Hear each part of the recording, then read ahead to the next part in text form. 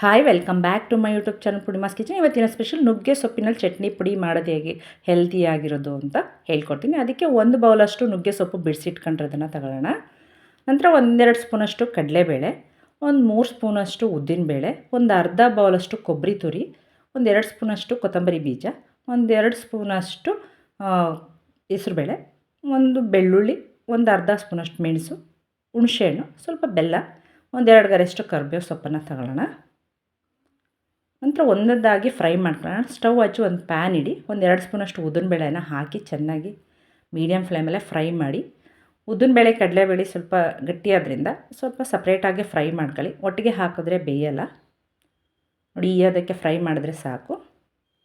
ನಂತರ ಇದು ಆರೋದಕ್ಕೆ ಒಂದು ತಟ್ಟೆಗೆ ಹಾಕಿಡೋಣ. ನಂತರ ಅದೇ ಪ್ಯಾನ್ಗೆ ಉದ್ದಿನಬೇಳೆನ ಹಾಕಿ ಒಂದು 3 ಸ್ಪೂನಷ್ಟು ಉದ್ದಿನಬೇಳೆನ ಹಾಕಿ ಫ್ರೈ ಮಾಡಿ. ಉದ್ದಿನಬೇಳೆ ಕಡಲೆಬೇಳೆ ಸಪ್ರೇಟಾಗಿ ಫ್ರೈ ಮಾಡ್ಕೊಳ್ಳಿ. ಇನ್ನು ಮಿಕ್ಕಿದ ಐಟಮ್ ಎಲ್ಲ ಸ್ವಲ್ಪ ಒಟ್ಟಿಗೆ ಹಾಕಿ ಫ್ರೈ ಮಾಡ್ಕೋಬೋದು ನೋಡಿ. ಉದ್ದಿನಬೇಳೆ ಅದಕ್ಕೆ ಫ್ರೈ ಮಾಡಿ ಅದನ್ನು ಅಷ್ಟೇ ತಟ್ಟೆಗೆ ಆರೋದಕ್ಕೆ ಬಿಡೋಣ. ನಂತರ ಕೊತ್ತಂಬರಿ ಬೀಜ ಒಂದೆರಡು ಸ್ಪೂನಷ್ಟು ತಗೊಂಡಿರ್ತೀನಲ್ಲ ಅದನ್ನು ಅಷ್ಟೇ, ಇದು ಬೇಗನೆ ಫ್ರೈ ಆಗುತ್ತೆ, ಅದನ್ನು ತಟ್ಟೆಗೆ ಹಾರಕ್ಕಿಡಿ. ನಂತರ ಹೆಸರುಬೇಳೆ ಅಥವಾ ಮೂಂಗ್ ದಾಲ್ ಅಂತ ಹೇಳ್ತೀವಲ್ಲ ಅದು ಒಂದೆರಡು ಸ್ಪೂನಷ್ಟು, ಮತ್ತು ಕೊಬ್ಬರಿ ತುರಿ ಒಂದು ಅರ್ಧ ಬೌಲು, ಕರಿಬೇವು ಸೊಪ್ಪು ಒಂದೆರಡು ಗರಿಯಷ್ಟು, ಬೆಳ್ಳುಳ್ಳಿ ಒಂದೆಸಳು, ಒಂದು ಅರ್ಧ ಸ್ಪೂನಷ್ಟು ಮೆಣಸು ಕಾಳುಗಳು, ಒಂದು ನಿಂಬೆ ಗಾತ್ರದಷ್ಟು ಹುಣಸೆಹಣ್ಣು ಹಾಕಿ ನಿಮಗೆ ಖಾರದ ತಕ್ಕಾಗಿ ಒಣಮೆಣ್ಸಿನ್ಕಾಯಿನ ಹಾಕ್ಕೊಂಡು ಫ್ರೈ ಮಾಡಿ. ನಿಮ್ಗೆ ಅಷ್ಟಕ್ಕೆ ಎಷ್ಟು ಖಾರ ಬೇಕು ಅನ್ನೋದು ಗೊತ್ತಾಗುತ್ತಲ್ಲ. ನಾನು ಒಂದು 10-12 ಒಣಮೆಣ್ಸಿನ್ಕಾಯಿನ ಹಾಕ್ತಾಯಿದ್ದೀನಿ. ಇದನ್ನು ಅಷ್ಟೇ ಮೀಡಿಯಮ್ ಫ್ಲೇಮಲ್ಲೇ ಒಂದು 5 ನಿಮಿಷ ಫ್ರೈ ಮಾಡ್ಕೊಂಡು ಇದನ್ನು ಒಂದು ತಟ್ಟೆಗೆ ಆರೋದಕ್ಕಿಡೋಣ. ನುಗ್ಗೆ ಸೊಪ್ಪು ತುಂಬಾ ಆರೋಗ್ಯಕರವಾಗಿರುತ್ತೆ. ನಂತರ ನುಗ್ಗೆ ಸೊಪ್ಪನ್ನು ಹಾಕಿ ಫ್ರೈ ಮಾಡಿ ನೋಡಿ. ಅದಕ್ಕೆ ಫ್ರೈ ಆಗೋ ತನಕ ಉರಿತಾ ಇರಿ, ಮೀಡಿಯಮ್ ಫ್ಲೇಮಲ್ಲೇ ಇಟ್ಕೊಂಡು ಮಾಡಬೇಕಿದು, ಸಿದೋಗಬಾರ್ದು ನೋಡಿ. ಅದಕ್ಕಾದಮೇಲೆ ಒಂದು ತಟ್ಟೆದಕ್ಕೆ ಆರೋದಕ್ಕಿಡೋಣ. ತುಂಬಾ ಬೇಗ ಆಗುತ್ತೆ, ತುಂಬಾ ಹೆಲ್ತಿ ಕೂಡ. ನುಗ್ಗೆ ಸೊಪ್ಪು ಎಲ್ಲಿ ಸಿಕ್ಕಿದ್ರೂ ಈ ಥರ ಮಾಡಿ ಇಟ್ಕೊಂಬಿಟ್ರೆ ನೀವು ತುಂಬ ದಿನ ಸ್ಟೋರ್ ಮಾಡಿ ಇಟ್ಕೋಬೋದು.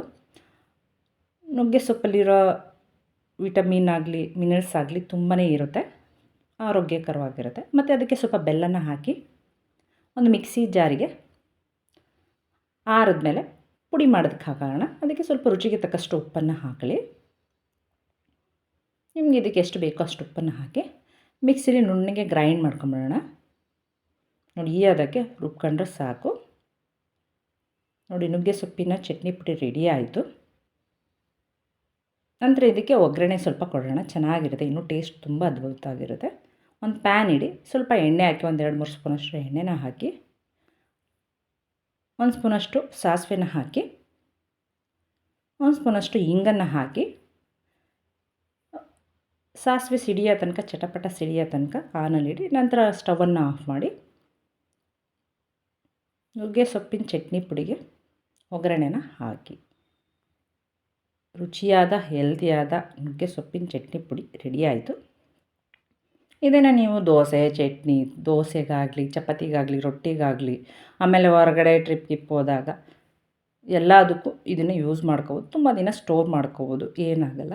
ಅಂದರೆ ಇದಕ್ಕೆ ಏನು ನೀರು ಏನು ಯೂಸ್ ಮಾಡಿರಲ್ಲ, ಹಾಳಾಗೋದಿಲ್ಲ. ಹೆಲ್ತಿಯಾದ ಬಿಸಿ ಬಿಸಿಯಾದ ನುಗ್ಗೆ ಸೊಪ್ಪಿನ ಚಟ್ನಿ ಪುಡಿ ರೆಡಿ ಆಯಿತು. ಇದು ಎಲ್ಲ ರೀತಿಯಲ್ಲೂ ಆರೋಗ್ಯಕರವಾದ್ರಿಂದ ಬ್ಲಡ್ ಪ್ರೆಷರ್ ಬ್ಲಡ್ ಶುಗರ್ ಇರೋರಿಗಾಗಲಿ ಎಲ್ಲರಿಗೂ ಹೆಲ್ತಿಯಾಗಿರುತ್ತೆ. ಈ ಥರ ಮನೇಲಿ ಮಾಡಿ ಸ್ಟೋರ್ ಮಾಡಿ ಇಟ್ಕೊಂಡ್ರೆ ನಾನು ಹೇಳಿದ್ನಲ್ಲ, ದೋಸೆ ಚಪಾತಿ ಎಲ್ಲ ಅದಕ್ಕೂ ಯೂಸ್ ಮಾಡ್ಕೋಬೋದು.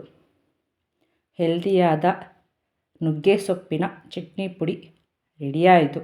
ಯಾರಿಗೆಲ್ಲ ಈ ವಿಡಿಯೋ ಇಷ್ಟ ಆಯಿತು ಲೈಕ್ ಮಾಡಿ, ಶೇರ್ ಮಾಡಿ, ಕಮೆಂಟ್ ಮಾಡಿ, ಸಬ್ಸ್ಕ್ರೈಬ್ ಆಗೋದಂತೂ ಮರಿಬೇಡಿ. ಓಕೆ, ಬಾಯ್.